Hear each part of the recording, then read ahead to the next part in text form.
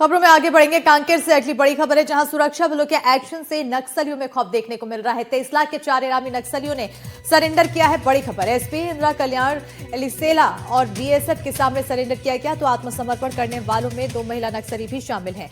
तो बड़ी जानकारी आपको दे रहे हैं कांकेर से, जहां पर सुरक्षा बलों के एक्शन से नक्सलियों में एक तरफ खौफ देखने को मिल रहा है, जिसके तहत 23 लाख के 4 इनामी नक्सलियों ने सरेंडर किया। तो एसपी इंदिरा कल्याण एलिसेला और बीएसएफ के सामने सरेंडर किया है। आत्मसमर्पण करने वालों में 2 महिला नक्सली भी शामिल हैं। वहीं हमारे संवाददाता ने सरेंडर करने वाले नक्सलियों से बात की है, आइए सुनवाते हैं।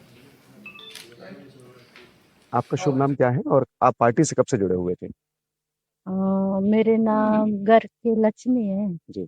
और संगठन के नाम मंजिला। और 2006 में आ गया पार्टी में। जी। लेकिन उस समय में तो बहुत ही डर जुर्म का डर से वजह से हाय पार्टी में जुड़ गया। और घर के जलाना है तो आदमी को मारना है तो और दान को जलाना है तो ऐसे के डर की वजह से हम पहले सलवा जुड़ूम के समय में पार्टी में जुड़ गए। संगठन में आप कितनी छोटी बड़ी घटनाओं में शामिल रहे होंगे? छोटी बड़े घटना तो ज्यादा से ज्यादा सही होता होगा सही घटना में। ऐसे बड़े घटना में मतलब मदन मेड़ा घटना में। लेकिन वहाँ मेन घटना में नहीं रहूंगी, लेकिन स्टेप टीम में था। क्या नाम है आपका? घर का नाम काजल। काजल। काजल, ये कह रहे हैं कि सबसे छोटे उम्र के माओवादी है, लगभग 19 साल आपकी उम्र बता रहे हैं, क्या सही है? बोले सही। कितनी उम्र है? 19 साल। 19 साल आपकी उम्र है। कैसे संगठन से जुड़े आप और संगठन में आके जुड़ने का फैसला क्यों लिया इतनी छोटी उम्र में? क्या सोचा था कि क्यों संगठन से जुड़ना है, काम करना है, क्या सोचा था, क्या विचार था मन में? विचार मत क्या कहना है इनका? क्या क्या कहते हैं, क्या बोल रहे हैं? क्यों जुड़े थे संगठन से? क्या कौन सा हथियार लेकर आप कौन सा हथियार लेके चलते थे और कौन से क्षेत्र में आप सक्रिय रहे हैं अभी? अभी गढ़चिरौली एरिया में वही सक्रिय थे। हथियार कौन सा रखते थे आप अपने पास? 12 बोर रखते थे। कौन कोई घटनाओं वगैरह में अंजाम घटना के समय कहीं शामिल रहे हैं आप? घटना में शामिल। इससे बात करते हैं। दादा, क्या शुभ नाम लिखते हैं आप और संगठन से आखिर कब से जुड़े थे और कितने इलाके में सक्रिय रहे हैं? हमारा कहना अभी लगभग हमारा नाम घर का चैत उसेंडी। अच्छा। हम लगभग बालक संघ होकर गए हम कैसे बाल संगम सदस्य थे आप? 1998 से गए हमारे पास। 1998 से आप 27 साल मतलब रहे हैं आप संगठन में? 27 साल। हाँ, फिर क्या क्या हुआ? अभी कुछ नहीं है, लगभग 3 साल है इस एरिया में घूम के पूरा टेक्निकल में गया।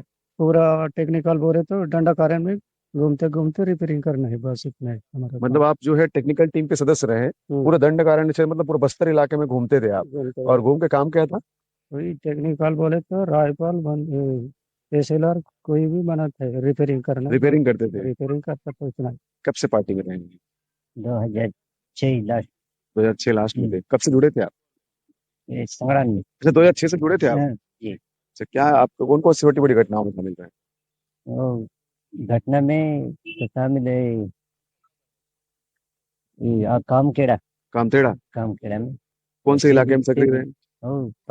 प्रतापुर एरिया में। प्रतापुर एरिया की स्थिति क्या है? अब तो वो बहुत खत्म हो चुका है लगभग। तो खत्म हुआ है, लेकिन वही था हम। वही थे। अभी कौन कौन ऐसे बड़े कटर और बचे होंगे इस इलाके में? वहाँ तो 2 जन बचे हैं। वहाँ तो सिलेंडर नहीं हुआ है, वो तो नहीं दिखा है।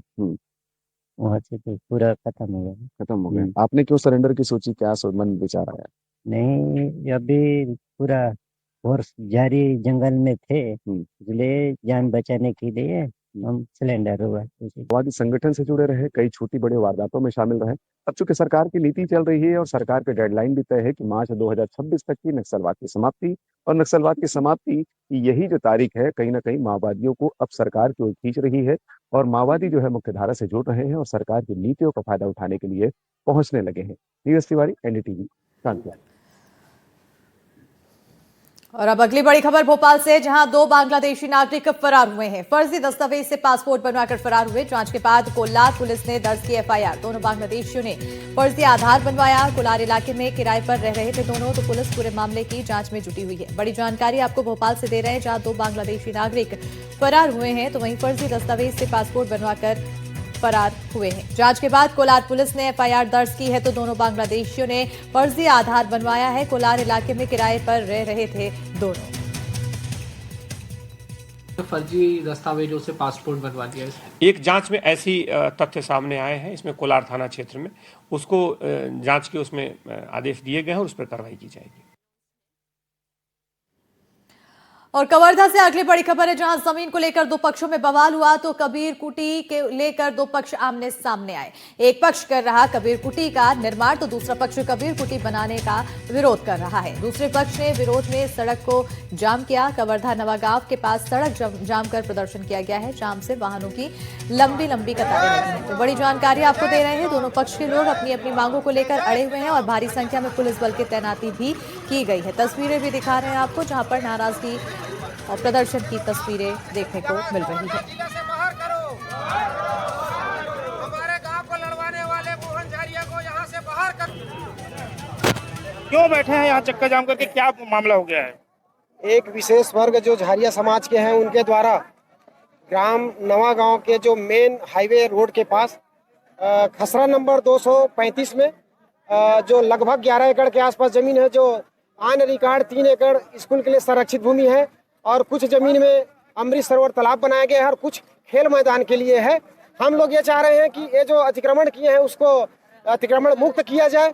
और हमारे नवा गांव में 10 समाज के लोग रहते हैं, लेकिन एक ही समाज के व्यक्तियों द्वारा आप देख सकते हैं, जो चौक में जो जितने भी मकाने बना है, मकान भी ये लोग अतिक्रमण करके बनाए, फिर भी ग्रामवासी शांत है। आज जो बचा खुचा जो स्कूल के लिए संरक्षित भूमि है, उसमें कबीर जी की मूर्ति, प्रतीकात्मक मूर्ति लगाकर उसको भी उसके आड़ में कंस्ट्रक्शन का काम करना चाहे तो आप लोग देख सकते हैं जाके मौके पे। हम लोग यही चाह रहे हैं शासन प्रशासन से, ये जो अतिक्रमण कर रहे हैं इसको मुक्त कराया जाए। और ये लोग अपने आप को कबीरपंथी कहते हैं, झारिया समाज के लोग तो कबीरपंथी है ही नहीं। 2-4 लोगों को छोड़कर बाकी ये लोग आसपास के गाँव से लोगों को बुलाते हैं और एक पंथ को बदनाम कर रहे हैं, और पंथ के आड़ में जबरदस्ती गांव में एक अशांति का माहौल लाने का प्रयास कर रहे हैं। जिस जमीन पर विवाद की स्थिति बना हुआ है, ग्रामीण जो है इसका विरोध कर रहे हैं। आप देख सकते हैं ये कबीर जो चबूतरा है, यहाँ पर एक झारिया समाज है, उनके द्वारा ये मंदिर निर्माण किया जा रहा है। इसके लिए नींव भी खुदाई कर चुके हैं। वहाँ यहाँ पर जो है इनका स्तंभ भी गड़ा हुआ है।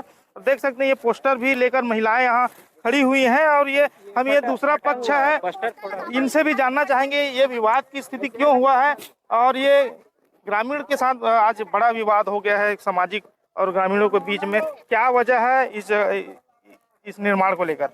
हमको इसको निर्माण कराने के लिए अनुमति दे, शासन प्रशासन से अनुरोध है हमको। जगह हमारा भी है, हमारा जिला महाराज समाज को मिला है। 1 एकड़ 25 डिसमिल भी रिकॉर्ड में है। जगह चिन्हांकित बस नहीं हुआ है, भवन मठ है सामने में। ये हम लोग इसको कबीर चबूतरों का पूरा जिला कबीर पंथ के लिए बना रहे हैं। एक अपने महाराज समाज के लिए बना है, हमारा भवन है, ये कबीर पंथ सर्व समाज के लिए बना रहे हैं। ग्रामीणों का कहना है कि स्कूल के लिए आरक्षित है। ये आरक्षित नहीं है, झूठ बोल रहा है। वो कहाँ से बनेगा? कौन साल में रिकॉर्ड में चढ़ा है, वो कौन साल में अपने वो रिकॉर्ड में चढ़ा है स्कूल के प्रस्ताव जगह मेरे को दिखाइए, उसको हम मानेंगे। वो पुराना रिकॉर्ड का ही है, और 2 अपना कब चढ़ा है रिकॉर्ड में। ये जो मंदिर निर्माण कर रहे हैं समाज